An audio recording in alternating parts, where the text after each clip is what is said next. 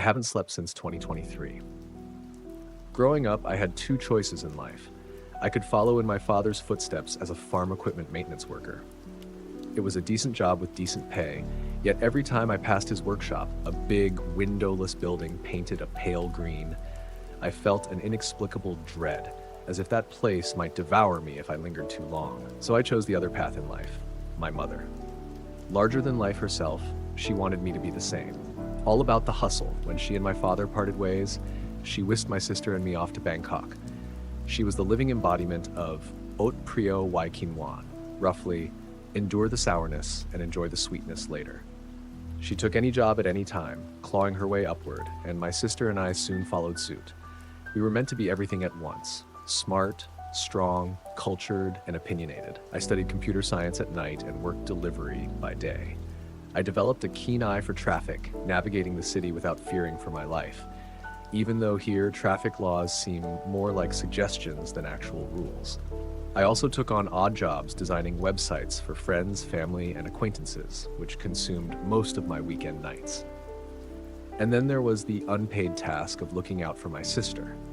Izara worked as a club and event promoter in the inner city, mostly on weekends and nights, and I was the only person she trusted to watch her back. If someone bothered her or if she needed a sudden ride home, I was always on call, even if that meant getting yelled at for being late or not responding quickly enough. It was by far the worst job I'd ever had, but family is family. I ended up working so relentlessly that my friends only saw me when I came to pick up Isara. They started calling me Lurk, or Lurk, a nickname reserved for closing time. When I showed up, it was time to go home. Not exactly the most flattering moniker for someone in their early 20s. When my mother passed away from pancreatic cancer in 2020, I'd just turned 21. Suddenly, I was responsible for supporting both myself and my sister. Sure, she pulled her weight too, but she was focused on her dreams of working in cosmetology, especially in movies and TV shows, which required both money and time.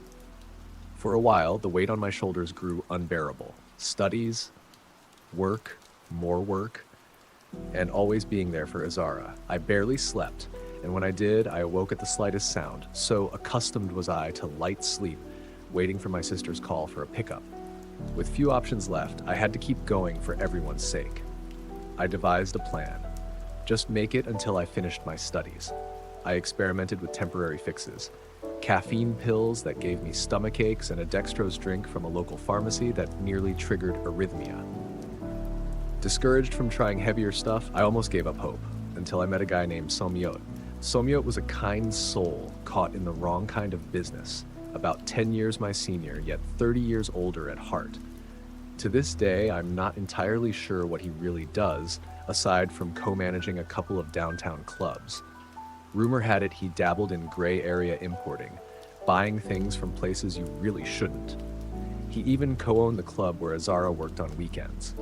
The first time I met him, he was sitting outside the club with a cold beer and a cigarette. Not looking like the owner at all, I sat down next to him to tie my shoes. He looked me up and down and asked, "You just gonna sit down like that? You got an appointment?" "I need an appointment for a chair?" I retorted. "For my chair, yeah." "You the boss?" "I'm a boss, yeah. Too tired to care." And knowing that getting my sister fired would have made my life easier, I simply met his gaze and said, "You don't look like a boss to me." I wasn't sure if he was going to hit me or hire me, but he ended up laughing heartily and offering me a cigarette. I figured I'd made the right choice. I ended up spending 1 or 2 nights a week at Somyot's club. He offered me a job, but the pay was awful and my schedule was already jam-packed. In hindsight, it was for the best. I was making more money than I knew how to spend, and though he was a great guy to hang out with, he must have been an awful boss, a real stingy sort. Somyot sympathized with my struggle and respected my hustle, offering me a few side gigs. For instance, he paid me a little extra to pick up leftover credit cards from ATMs that took an unusually long time to return them, a quirk that left many tourists convinced the machine had eaten their card. Every little bit helped. We developed a genuine friendship. I'd show up an hour before Azara needed a pickup just to hang out with him, chatting about movies, cars, girls, whatever came to mind. I didn't have many people to talk to about nothing, and neither did he. More often than not, we'd end up sharing a beer and chewing beetle nuts, those leaves wrapped around nuts that gave a burning pick-me-up. Much like Somyot himself, legal, but with a spicy edge. But things took a turn when I was invited to one of his private parties. By then, I'd been awake for 27 hours straight. I'd been juggling a massive project for my computer science class, extra hours at the delivery company, and a last-minute redo of a hacked homepage for a client. A perfect storm of small crises that drove me to exhaustion. Still, I made it to Somyot's party at his nice place outside of town, where he'd invited club regulars and business associates alike. His parties, held once every 6 months or so, were his way of showing appreciation and, admittedly, a bit of bragging.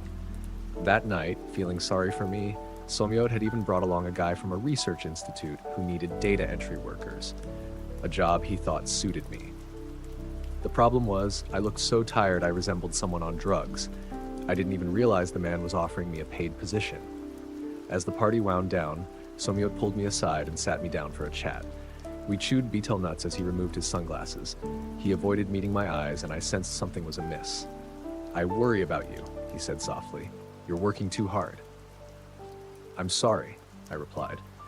"It's not that I don't appreciate everything, but I've got so much to do."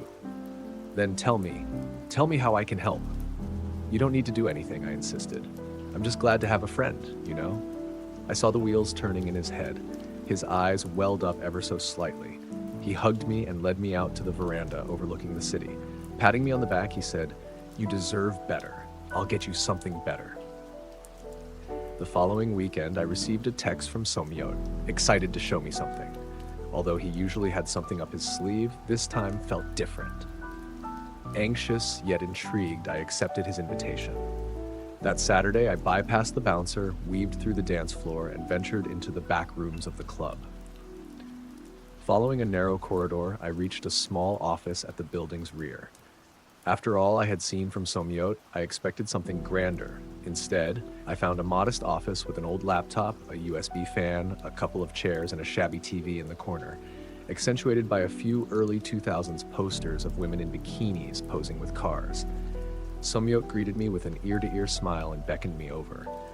From a safe tucked under his desk, he produced a small box containing white pill bottles, all sealed and unmarked, except for a subtle blue sunflower print on the cap. He then retrieved a bottle from his pocket and said, "This is gonna help. Trust me." "I don't do drugs, boss," I replied. "I know you don't. This isn't that." He showed me his phone, displaying a conversation with the Research Institute guy. Apparently, Somyot had gotten his hands on a couple of cases of an off-market stimulant.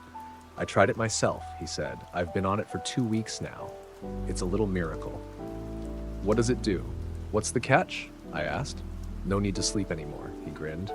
"1 pill and you're good for at least 18 hours. "No way. You might need an extra hour or two to recover when you finally sleep, but aside from that, it's perfect. It doesn't make your urine smell, doesn't ruin your hair, nothing. Too good to be true," I repeated. Somyot leaned forward across his desk, giving me a long, steady look. "You won't let me get you a better job, will you? Let me get you this, as a friend." I could sense his sincerity. Though much could be said about Somyot, he'd always been honest with me. Swallowing my doubts, I picked up one of the pills. "I don't know. There's got to be a catch. Never more than 1 a day," he instructed, "or you'll get sick. And no more than 2 days in a row, maybe 3, but then you might get a headache. Oh, and no drugs." "What do you mean?" "There's a list of substances it reacts with, but you don't use those, so you're fine." "What about caffeine?" "As long as you don't mix it with things like..." Somyot picked up a small piece of paper and read from the list. "Are echelin, cocaine, hydrochloride, diacetylmorphine, or methamphetamine, you're good." "There goes my Friday night," I muttered. "Funny," Somyot scoffed. "If you don't want it, it's fine, but..." No, I'll try one," I insisted, and so I did. Taking that first pill was like breathing after a deep dive. I felt lighter, not high, just revitalized, ready to take on the day. Yet there was also a slight chill, like a cold breath sweeping across my nerves. I looked at Somyot as though I were seeing him for the first time. With a clap of his hands and a wide grin, he exclaimed, "I knew it. I knew this'd be it." "How much?" I asked. "For a bottle. How much?" "Take it," he said with a smile, pushing the entire case toward me. A guy owed me a favor. Really, you're just giving it away? I'm just glad to have a friend. That night marked the first time I truly stayed to party with Somyot. The man was a force of nature, downing shots like water, knowing every food vendor on the block by name, and effortlessly hopping from one after party to another. I was merely along for the ride. We ended up, drunkenly, on a bench watching the sunrise. Not a trace of tiredness in our eyes, it felt as though our day was just beginning. No betel nuts were needed, I would never crave them again. Next, you're getting a woman, he murmured. Then a job, a great job. You can fix anything, huh? I replied. That's why I'm the boss. I don't want to owe you anything, I said. You get that, right? You don't owe me anything. Still, it kind of feels like I do. He asked to see my phone. Scrolling down to his own number in the contacts, he tapped it, hovering his finger over the delete button. You can delete me today and never call me again if you want. Really? Really. Handing the phone back, he turned his gaze toward the rising sun. But as long as you need me, I'm here. No strings. No strings, I echoed. With a casual shrug, he slid his final beer my way. It's just nice to be the good guy for once. That next night, lying in my bed, I was scared. I had no idea how my body would react. It was a make-or-break moment when I'd find out if Somyot had truly helped me or simply screwed me over. I had a whole case of those pills stashed in my closet, more than enough to keep me going for months. But following his advice, I took a break every 2 or 3 days. So when I finally went to sleep that night, I didn't know what to expect. I had strange dreams. I dreamt I woke in a barren world with a dead tree towering in the distance, a sky devoid of stars, desolate yet oddly peaceful. In my dreams, someone lurked in the dark, searching for me, but I awoke long before they found me. Though the images left me rattled, I dismissed them as just a dream. Those fleeting visions vanished faster than it took me to make breakfast, and from that moment on, I decided to give these pills a try. I rested every 3 days or so, but in between, I was constantly on the move. I could work for as many hours as I wanted, up all night finishing projects, never missing a call from Azara. I kept up with every demand, all without side effects. Sure, when I eventually crashed, I'd dream about that eerie place again. The dead tree reaching for the moon, the desolate ruins, and somewhere in the eternal night, something searching for me. Yet, it never found me. I'd always wake before it could. It was comfortable, efficient, and I could do it all. I even managed to work a bit with Somyot. Nothing major, just odd jobs here and there. He was fair, though he didn't pay much, but I was making more money than I knew what to do with. I landed a second interview with his contact at the Research Institute, and this time, I nailed it. It was a low-level data entry job I could do remotely, paying almost twice as much as my delivery work. I had to brush up on my English, but that wasn't a problem. My mother had ensured that Izara and I learned early on. With Izara saving up for cosmetology classes, I finally had some time to focus on other pursuits. I even invested in a startup app with some classmates, and we made solid progress. Overall, things looked good. Weeks turned into months, and eventually an entire year passed. I still had plenty of pills left, and I had established a healthy routine, sleeping better, eating better, and enjoying so much free time that I couldn't imagine life without them. Still, I couldn't help but wonder about that in-between place, between the wakeful world and my dreams. That starless night, with its solitary dead tree in the distance. Who were those dark shapes roaming the fields of black sand? Who was that presence, watching me? I tried not to dwell on it. I chalked it up to a strange side effect that didn't impact my everyday life. Fast forward to 2023, I became co-owner of a small company. No more data entry, I had an office and 5 employees. My nickname Lurk still stuck, though it had taken on a sarcastic tone. I was no longer the guy who appeared at closing time, I was first in line. I planned my come-downs so seamlessly that no one ever noticed. I earned a reputation for working around the clock, and I kept my secret well hidden. I knew the serious consequences if those pills fell into the wrong hands. My sister, on the other hand, landed a great job at one of the major local malls, earning enough to support herself. She eventually moved in with a guy, and I managed to secure a place of my own, finally taking a step up and treating myself to something nice. I still spent time with Somyot. He remained the only other person who knew about the pills. He'd stopped taking them himself, finding them too distracting for his schedule, and was now in a steady relationship with a lady named Wan Wan. It was surprisingly sweet, and it meant more pills for me, so win-win. In February 2023, my sister got married. The timing was terrible, as I was juggling a huge project at work. Even with all my available time, it wasn't enough. Against Somyot's advice, I ended up going for 5 days straight, just 2 days more than the usual 3. At first, I didn't notice any ill effects, but when I finally crashed, after nearly a full week without sleep, I experienced the most horrifying nightmare of my life. I was back in that desolate space, and I could feel it. Black sand creeping into my shoes, the anguished howls of unseen souls, even the faint sound of gunfire. The scant vegetation had twisted into a midnight blue, just like the blue sunflower on the pill bottle cap. This time, though, there wasn't merely something lurking in the dark looking for me. It was actively hunting. I have a vivid memory of crawling through the sands of an ancient ruin, hearing something closing in. Despite the sand's dryness, it was wet and viscous, producing a repulsive sound, like a crowd of massive men gasping for breath all at once. Wherever it touched, something sizzled as if burning acid. It tried to speak, its many tongues all struggling at once, but could not form a single coherent word. Eventually it found me. I couldn't look, I couldn't breathe. Even without seeing it, I sensed its overwhelming presence looming over me. I tried to make myself small, but it didn't matter. It sighed, as though it had just enjoyed a cold glass of water on a hot summer's day. So pleased was it to find me. As it moved closer, I heard a steady drip, sizzling into the sand, and a powerful stench of ammonia mingled with mothballs. When it touched my arm, a burning pain seared into my skin. I awoke with a burn, a coin-sized black mark, its necrotic flesh tightening with every movement of my triceps. That place was real. That thing had been real. For a full week afterward, I felt as if I'd been seconds away from death. A doctor examined my arm but couldn't explain it. It appeared as an acid burn, yet behaved like frostbite. Ultimately, he performed a minor procedure to remove the necrotic skin. I just had to keep it clean, bandaged, and ready to bear a nasty scar. The memory of that vivid encounter lingered. Even days later, I could still smell it. I recall one shower when I had to turn off the water and thought I heard something sizzling in the next room. Wrapped in a towel, I peeked through the door, hoping I was just being paranoid. And that time, I was. But what if next time it wasn't so benign? I swore off the pills. I'd reached a good place. I'd achieved what I wanted. Sure, it would take time to return to a normal schedule, but I couldn't risk going back. No wonder we were warned not to take more than 2 or 3 pills in a row. If I'd lingered any longer, it might have claimed my entire arm. 1 more hour and I could have been dead.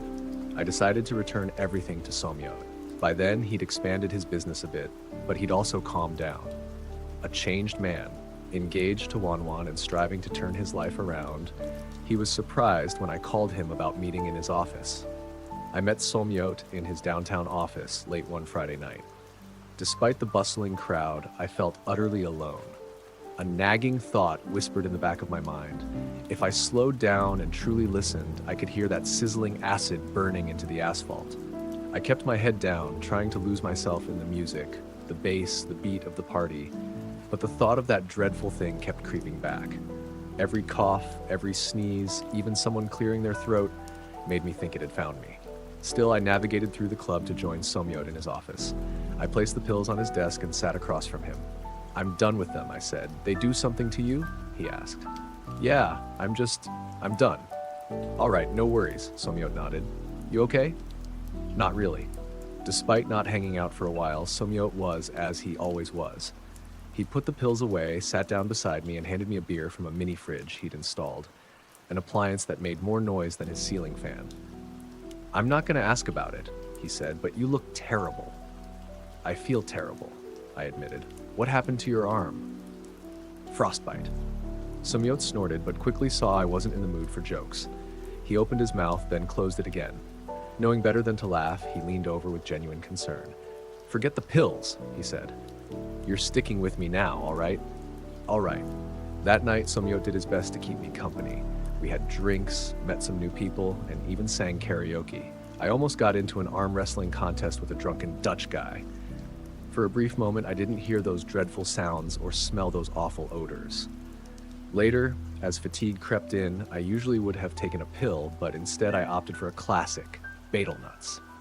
Somyot and I wrapped them up and bit down, enjoying that familiar crunch and burn, a return to form, the way things were meant to be. By night's end, we found ourselves again on that same bench, watching the sunrise. This time, however, Somyot was utterly exhausted, nodding off repeatedly as he waited for a friend to pick him up, while I, strangely, felt wide awake. "Maybe you still got some of it in your system," Somyot mumbled. "Makes sense, right? Bigger doses take longer." "Probably," I nodded. "Or maybe it was the nuts." "Nah, they don't work like that. They're a kick, not a trip."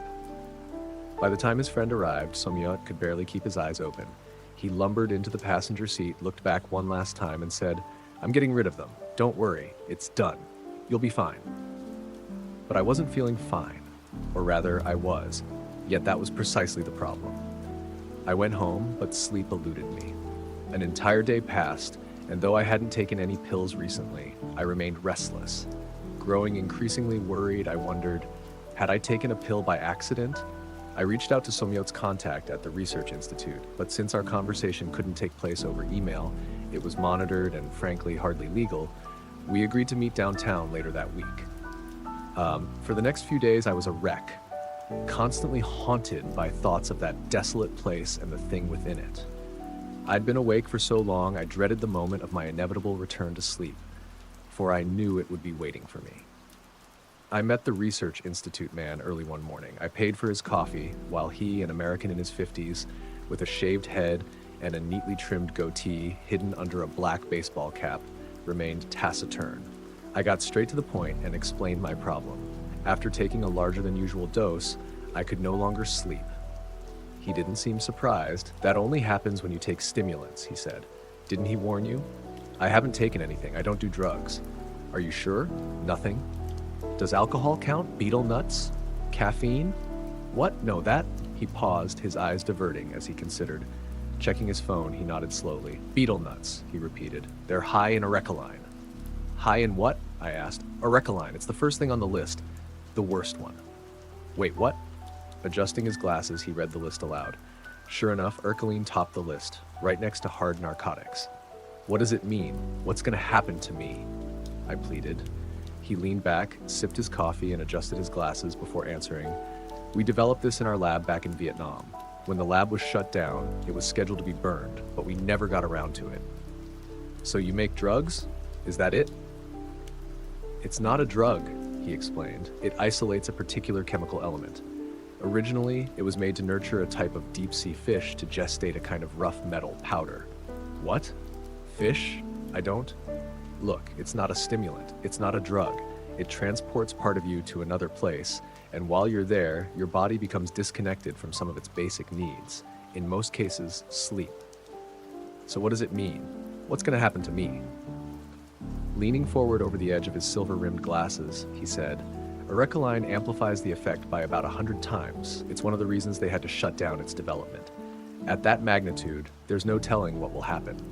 "Wait, 100? So you're going to be awake for maybe a year, maybe 4, and then something I can't even imagine will happen to you."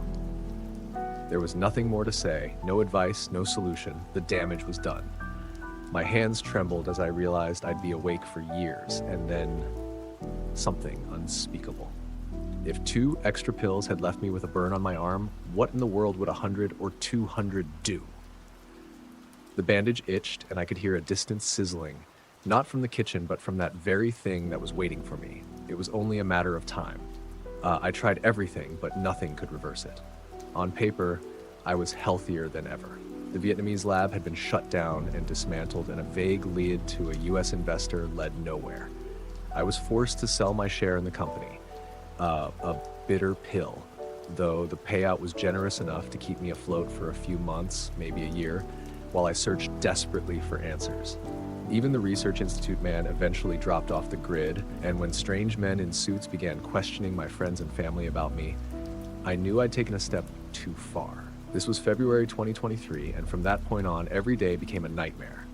In May, I lost the need to eat, as if my body had entered a state of metastasis. I could sit for days staring at a wall, feeling nothing, experiencing nothing, and caring about nothing. With no food, even bathroom breaks became unnecessary. By July, I lost the need to breathe. I'd forget to do so for days, my lungs deflating painfully. Within a few weeks, I couldn't speak without bleeding. In late October, I stopped blinking, forgetting for long stretches until dust accumulated in my eyes. It wasn't painful, but washing them became a hassle, so I kept them closed. Then my skin changed. It seemed to no longer require sunlight. In just a few days, I grew so pale you could almost see through me. My fingernails fell off, and without using my mouth and jaw, my teeth simply fell out, and I barely even noticed. I had to move in with my sister so she could care for me.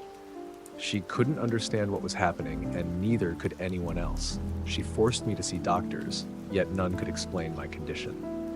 Whenever specialists were mentioned, an anonymous group would throw enough money their way to look the other way. But all of that was mere icing on a very bitter cake. The physical changes were nothing compared to the turmoil in my mind. I felt increasingly drawn to that dark place, beyond the waking world where that thing waited. It hungered for me. Every need and desire I'd lost, it seemed to gain. It was hungry, tired, sunburnt, and in constant pain, and it wanted to consume me completely. If I listened closely enough, I could hear it panting like an eager dog waiting for its master to fill its bowl. Sometimes I forget which world I'm in. I wander through rooms, feeling the walls as if they were crumbling ruins. Once my sister caught me drifting out into the street.